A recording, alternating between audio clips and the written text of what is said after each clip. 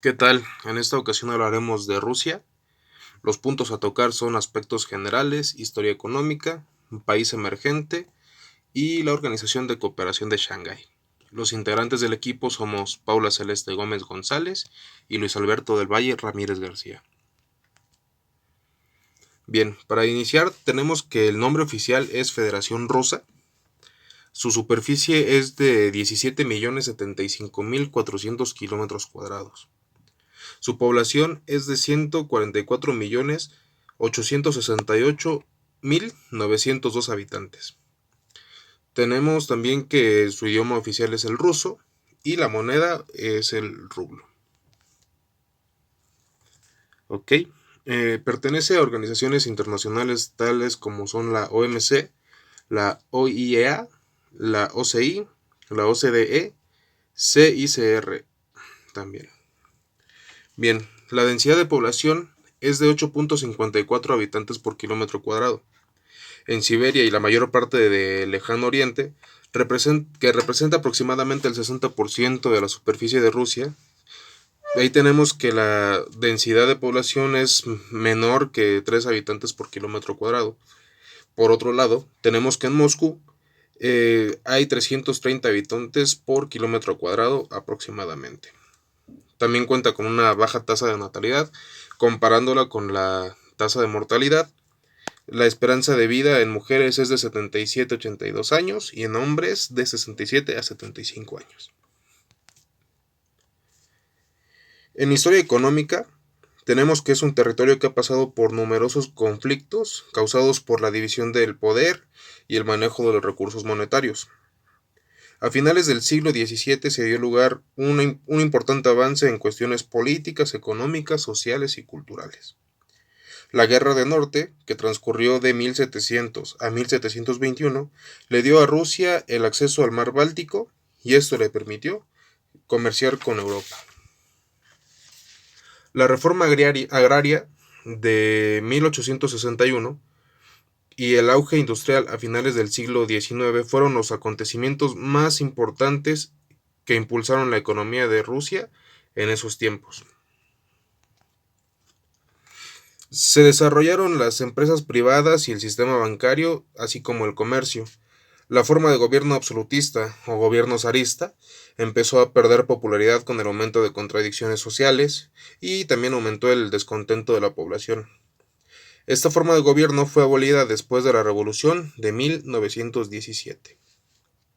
Las guerras cambiaron el futuro económico del país. Específicamente hablamos de dos. En el primer lugar tenemos a la Primera Guerra Mundial que se suscitó en 1913, que esta provocó que la mala administración de los recursos le trajera a Rusia una crisis bastante fuerte. Y como segundo punto, la Revolución de 1917. Este fue el inicio hacia un sistema comunista.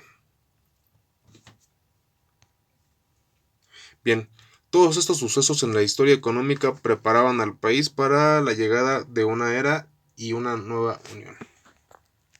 Esta unión sería la reconocida mundialmente Unión Soviética o la URSS, cuyo nombre es Unión de Repúblicas Socialistas Soviéticas. Fundada en diciembre de 1922, en esta época Rusia comenzó a crecer a un ritmo sumamente acelerado. La industria logró tomar fuerza, impulsar al país, y no solo económicamente hablando, sino también en desarrollo social, ya que aparte de emplear a gran parte de la población, logró avanzar en diferentes puntos. Por ejemplo, Bien, tenemos que cuando surgió la Unión Soviética, pues se dieron avances bastante notorios como la modernización de la industria y de las Fuerzas Armadas. También se inició un periodo de muchas obras públicas. Ahí se destaca también, por ejemplo, una red de transporte público bastante grande. También se convirtió en la segunda economía más importante del mundo, mejoró la estabilidad de la calidad de vida de los rusos, se abrieron pasos sociedades socialistas, también Alemania nazi y los aliados invadieron a la Unión Soviética en 1941 con el estallido de la Segunda Guerra Mundial y eh, pues bueno, la URSS salió victoriosa y también se puede decir que fue una de las dos superpotencias del mundo. Después de salir victoriosa la URSS, alcanza su punto cumbre en los años 60. Para esta época y después de todos los conflictos que ya había pasado y guerras en el país, continuaba medianamente a flote su economía. El comercio de materias primas para la exportación y la industria continuaban manteniendo la economía. Sin embargo, cada vez se creaba un punto de quiebre por todas aquellas idas encontradas, mal fundamentadas, entre lo social, lo político y lo económico, optando así por la aplicación de varias reformas al sistema. Una de ellas fue la implementación de precios determinados por el mercado. Estos cambios traerían conflictos no solo en la Unión, sino que también comenzarían los descontentos entre los miembros de la URSS y conflictos interétnicos, inestabilidad social, el fenómeno de la inflación también se dio, conflictos entre potencias y fuerzas políticas, dando como resultado la Guerra Fría. Esta guerra fue y sigue siendo, porque actualmente también se da, una guerra ideológica política a nivel mundial. En ese tiempo era contra Estados Unidos. Por una parte era la URSS y los aliados en Europa Oriental, y por otro lado estaba Estados Unidos y los aliados del bloque occidental. En esta diapositiva podemos ver que no solamente era Rusia, Ucrania, Bielorrusia y Transcaucasia los que formaban la URSS y se relacionaron en todo este conflicto, sino también otros países como los llamados TAN, Kazajistán, Kirguistán y demás. Finalmente, la Unión Soviética se disolvió en diciembre de 1991 por todos los conflictos que ya mencionamos, más índices criminales altos y varios problemas financieros.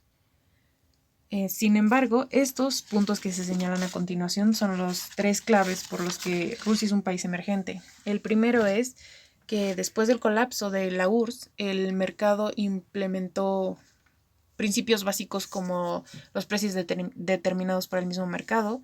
Dos objetivos que priorizó fueron la estabilización macroeconómica y la reestructuración económica, y también la planificación centralizada para tener una economía globalmente integrada. Todos estos cambios y reformas fueron direccionados a políticas fiscales y monetarias. Se establecieron entidades bancarias, se impulsó la inversión extranjera, la propiedad privada, se realizaron varias legislaciones y códigos fiscales. Todo esto corrigió el mercado interno para que de ahí se pudiera abrir paso a los mercados internacionales, a los mercados extranjeros. El país logró mantener su economía hasta llegar a las conocidas recesiones de 2008 y 2009, sufriendo una contracción en su economía y disminuyendo las exportaciones, hasta que en 2010 logró recuperarse. Actualmente, estas mismas exportaciones ahora se basan en los recursos como petróleo y gas natural. También el sector de servicios es fundamental, ya que participa con 68% del PIB. Ha implementado una política de sustitución de importaciones debido a las sanciones económicas de Europa y Estados Unidos. Y la deuda pública es de una de las más bajas del mundo.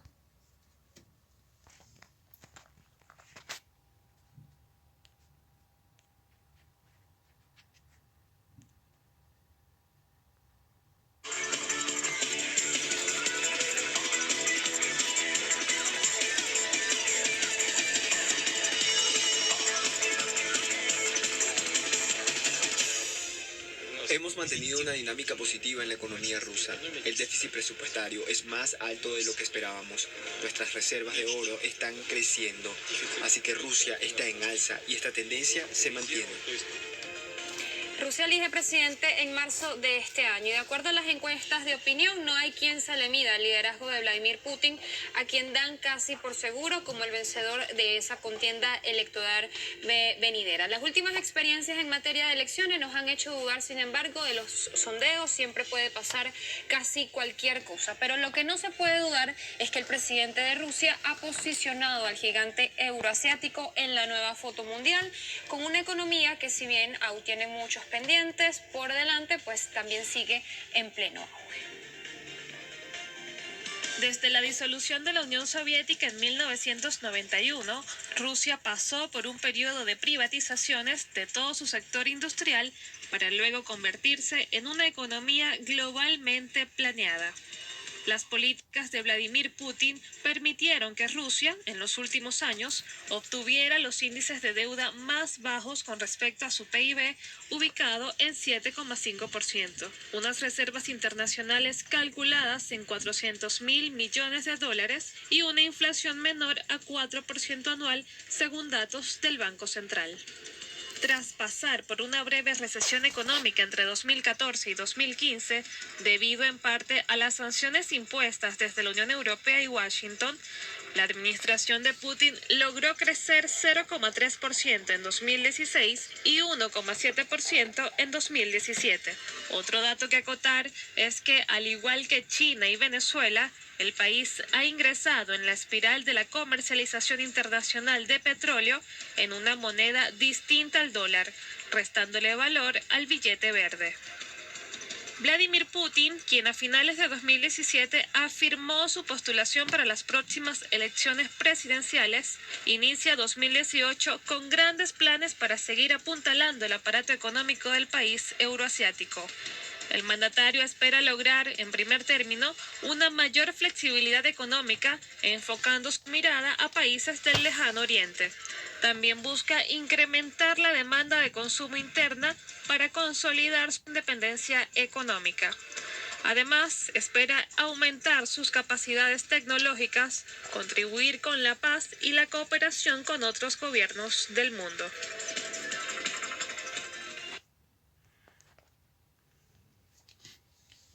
Por último, hablaremos sobre la Organización de Cooperación de Shanghái. Los miembros son China, India, Kazajistán, Kirguistán, Rusia, Pakistán, Tayikistán y Uzbekistán. Desde su fundación en 2001, también ha tenido 4 miembros observadores interesados en adherirse, que son Afganistán, Bielorrusia, Irán y Mongolia. Por otro lado, los países asociados en diálogo son Armenia, Azerbaiyán, Camboya, Nepal, Sri Lanka y Turquía.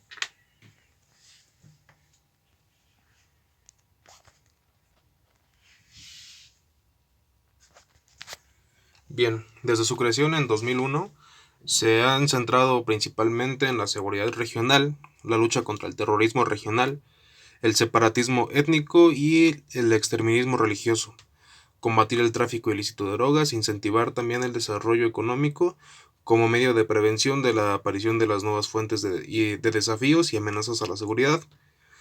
Ha establecido alianzas con la UNESCO, con la Organización Mundial de Turismo, la Secretaría de las Naciones Unidas, la Organización Internacional para las Migraciones, entre otros. Las principales actividades en las que se desarrolla esta organización son la cooperación en materia de seguridad, combatiendo el narcotráfico, la cooperación económica. Declaró la Organización para la Cooperación de Shanghái que daría prioridad a proyectos energéticos. Y por último, cooperación cultural. Apoya a las muestras de arte y festivales culturales. Eso es todo. Agradecemos su atención.